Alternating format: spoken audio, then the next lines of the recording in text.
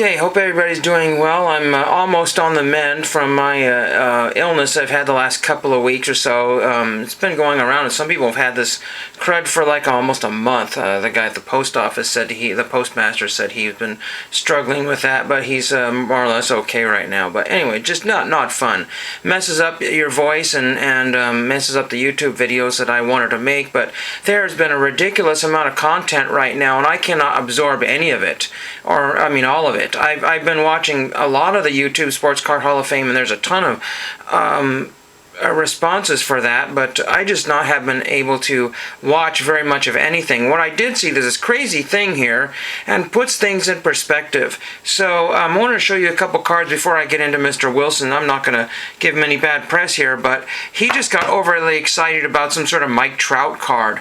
And if Mike Trout was still relevant, then I would be really crazy about that card too, but he was just like, you know, just over the moon with that card there. And I found this card here, and I have a couple more of these on the way here, a couple of these 5x7 cards here. Gareth Barry, didn't know anything about him back when I bought this 3 or 4 years ago. I really don't remember. Maybe it wasn't that long ago. This was numbered to 199. But what I've been seeing a lot on eBay is I've been seeing a lot of abandoned sports cards. What I mean is stuff that's been there for 5 years or more. This was from 15 or 16, and I bought a couple other cards from around that same time frame. You know, I'm only spending like $3, $4 or something for a card numbered to 50, and I'm seeing cards that are numbered to like 10, you know, for $5 free shipping. 10, and then Jeff Wilson gets absolutely gaga when he finds cards numbered to 5 or 10. But you know, it doesn't mean anything because there's tens of thousands of cards on eBay right now that are numbered to 5 and 10 in that, you know, $5 to $10 range, free shipping in many cases. So who really cares, you know? I think I found an Aaron Judge number to 10 or something like that for $10 or something crazy like that. Stupid, you know. If he got an Aaron Judge number to 10, he'd be wetting his pants, you know. I mean, not to be gross or anything, but that's just, you know, when you open up a $10,000 card box, or I mean suitcase full of cards, you gotta hype up every single card because it's like, oh wow, I got $10,000 worth of crud, you know. And Top supposedly sends him all the big stuff, all the hate comments are down. I just say what I wrote here. Did anyone nominate Jeff for the YouTube Sports Card Hall of Fame 2025? I didn't think so. Only if Mike Trout was still relevant would I be that excited. And that's all I said. Nothing special. Nobody ever responds to my comments, so there. But the other thing I'm noticing is people are hyping up all these crazy cards, but we have to harken back to the 90s and the mid-2000s or before to find some of the most exquisite cards on the planet here. You know, I got this at a card show way in the old days. It had to have been at least 15 years ago or something ridiculous I got this card. This is a Flair Greats. This is also, I think, a 5x7. Sweet Swatch. Game worn jersey. Now, if somebody pulled this card out of a box or whatever, got this as a redemption, they would be like, oh my gosh, I won the lottery. I think I paid something ridiculous like $5 or $8 for it. It was stupid little. But Juan Marichal, San Francisco Giants, and it looks like they merged two pieces of relics together there. Huge relic there. Huge. I'll just show you a regular card here. This relic is double or triple the size of the relics that come in cards today. And this is this numbered here? This is numbered out of something ridiculous like 388 or something like that. It's a numbered 88 out of 380. I don't know, it's 385 it looks like. Really hard to read this. Yeah, it's 385. 89 out of 385. And I paid nothing for this. Nothing. And the guy had other swatches from different people that I didn't, you know, hold a candle to as much as Juan Marichal. But just very cool. Flair put this out. And when was this? From 2000 and... Oh, good grief. You're going to ask me to read that. Excuse me. I wouldn't even tell you. It looks like it's 03 or something crazy like that. No idea. But if you know anything about these, I've never seen these on YouTube. Nobody's ever showed these. But absolutely crazy. So, I mean, it doesn't have a penny sleeve in there. And the top loader is kind of a little thin for this. But just really, really awesome. I think that was the only one I got. I want to say there was a Brewers, maybe a Cecil Cooper or somebody. I really do not remember. But Marichal at the time was, not, he's not a top tier Hall of Famer, that sort of thing. But, very, very cool. I don't think I'm ever going to get him to sign that. I don't know what I would do with that one there. But very, very cool there. Then I'm seeing, so I went to COMC because I thought, okay, I'm going to do a COMC order. I've got too many irons to fire. I'm kind of, dead on the records right now because I can't find anything I want for under $40 or $50. So that's ridiculous. That ship has sailed. So I'm not going to be buying records for quite a long time. And then I'm still unsure of the Cheers project thing here because there was like a bunch of pre-orders, and I don't know if that's done or if you can buy them. I don't know, but the pre-orders look like it's all closed up or whatever. So I don't know if it's sold out. It doesn't say it's sold out, but haven't found anything there. And I need to figure out. I can't find my notepad where I have all my passwords, so I gotta see if I can log into Sci-Fi Hobby, and I don't know if I've actually physically logged in. I've sent off for free cards there, but I don't know if I've actually signed into their website, per se. So I'll have to kind of look and see if I can find that password there. But so I've got all these irons in the fire, and I was doing an order through COMC and I was letting it kind of sit for a while. All the sales disappeared. So $17 in cards is now $45 almost in cards plus shipping. So that'd be over $50. So I'm gonna have to delete everything out of my COMC. But then I said, you know what? Let's go to one of these tried and trues. And there's these huge cards. I say huge cards. They're not anybody ever heard of, but they're from like 1910 or something ridiculous, and they're only 50 cents a piece right now. 50 cents. That's the cheapest they've ever been. I mean, I could just wipe out a whole load of cards there and have like cards from 1910.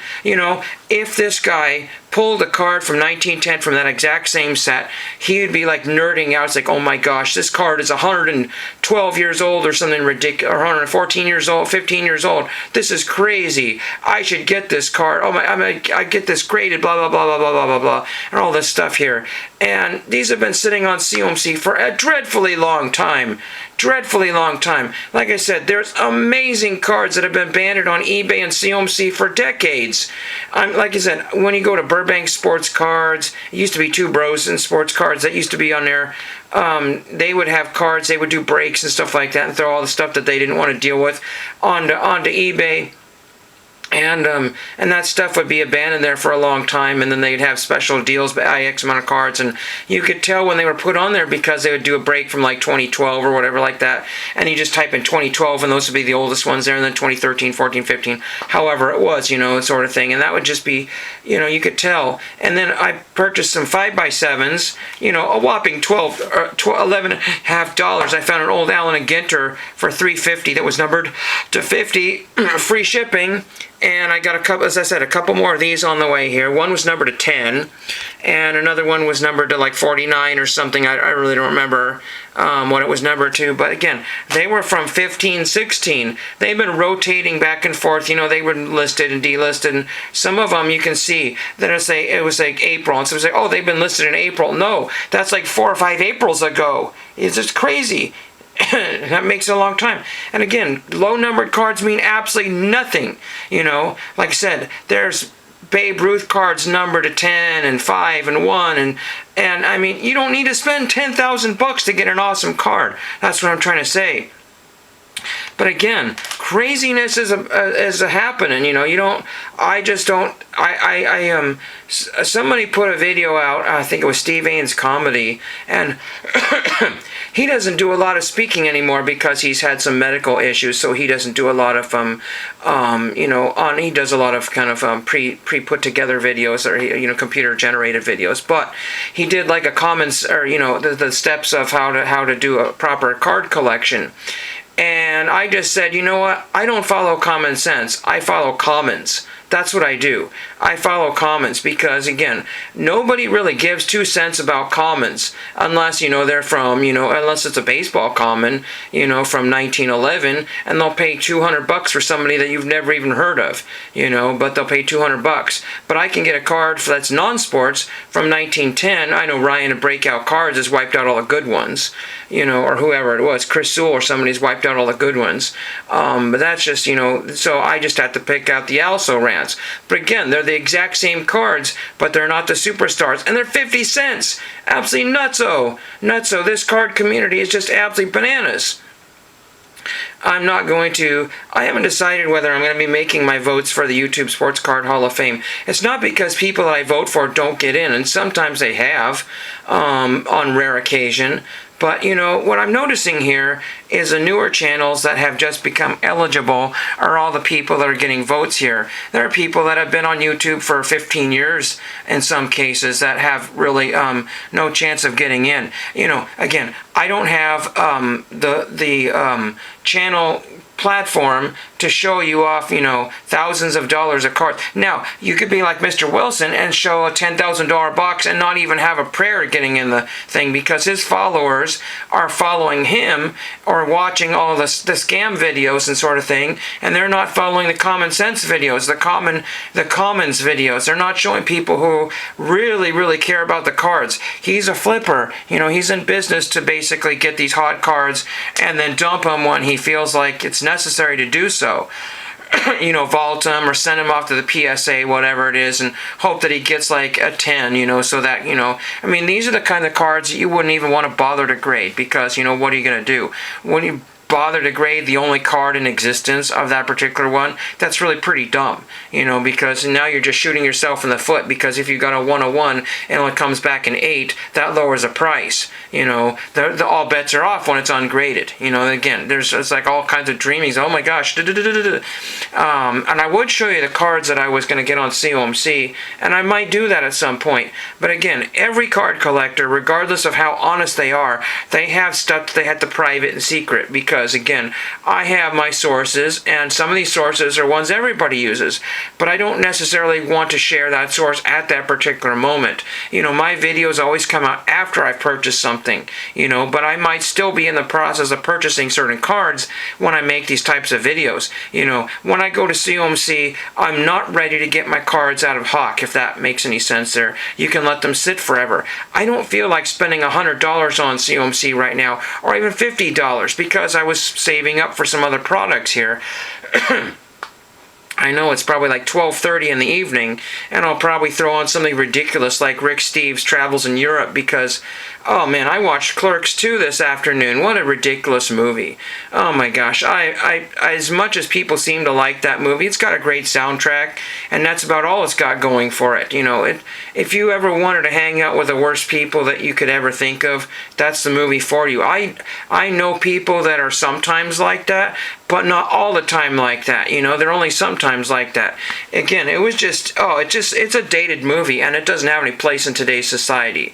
And again, sometimes that some of these card collectors, that's how they're doing it. It's all dated. It doesn't have a place in this society here. This is basically the do's and the do nots. Make a sensible purchase. If cards was my life, then I would be obviously making these crazy videos here with high quality cameras. But again, I just do this because I want to show people that they can get cards for next to nothing. They don't have to break the bank and get something that's unique and cool. Again, I picked out a card today that was numbered to 10 for $5. Actually, I think it was not even $5 for a card numbered to 10. I had a card here just a minute ago. That was, I think I got it for like 60 cents. It was numbered 1 of 50 or 1 of 25, and I got the card number 1. And it doesn't matter who it is. That was next to nothing. Again, another COMC purchase. I'm always worried about the new $6 shipping, and a lot of people I noticed have kind of slowed down because of that extra dollar. I know it's only $1, but it's a crazy mindset. There should be more budget collectors in the hobby.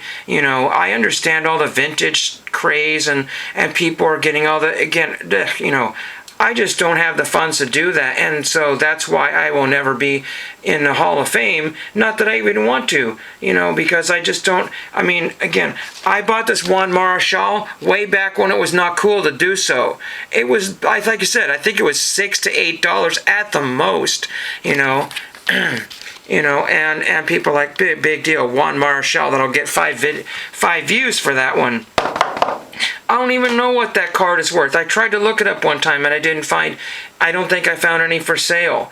Again, but this swatch is bigger than any swatch that you will ever get, and this has a chance of being actually more of a legit swatch than whatever comes in today. Again, somebody made a video yesterday, and I wished I could remember who that was, and they were saying that this card, it was probably, oh man, he makes a ton of live streams. And he knows who he is. He said this was a player-worn card. But it doesn't say who it was. Again, ridiculous. It's a player-worn card and not from any specific event or game or season or whatever. And it just because it came on somebody's card does not mean that they were on it. But this one says here, this card contains a piece of an authentic game-worn jersey worn by Juan Marichal, and the fabric looks ancient. It's some sort of bluish-gray, ancient-looking fabric that dates back to his playing days. Craziness. I can rant and rail all I want. It's not supposed to be a rant video here, but I just wanted to put something out there. Again, my voice is starting to go again. And today I've actually felt one of the best I've had, because yesterday a crick in my neck just put a damper in everything. And that's never fun, trying to go to bed with a damaged neck, when you have voice going and all that fun stuff. So I think I'm pretty much done with this particular video here. If I make a Hall of Fame video, I will do it in my traditional fashion. Vote for the people that, are not getting in, because I need to draw attention to those channels. But again, I'm just having fun with the hobby, doing it as much as I can, but I have not been physically able to make proper videos the last couple of weeks, so you've only seen a few things from me. I've seen views, but not very many comments, because I'm trying to diversify my content. Good channels don't basically, just focus on one thing, I see channels out there, and again, some of the channels are Hall of Fame worthy, but I never see them in the comments section. Never. Some of these guys have been around for a long time, and they only barely have 200 views because they only stay in their little bubble, and that's how that is. And most of the channels I've been seeing have been nominated have at least 1,000 to 2,000 subscribers, so that means something. So people have the right videos in tow. There are just way too many people, so it's the newer channels and the older channels that get forgotten. And I'm going to do some COMC shopping, and then when this video comes out, I will have some really cool stuff. But as I said, I'm going to throw some stuff. I'm going to throw probably $20 in the COMC, and that way I can just take my time and purchase a few things here. I won't buy all the cards, because people will have an opportunity to get some of them. I don't steal everything, I don't bogart everything, and when I show my videos off, I show the cards, and people can have their own chance at these cards, and they don't take that opportunity, and too bad, so sad. So thank you for watching.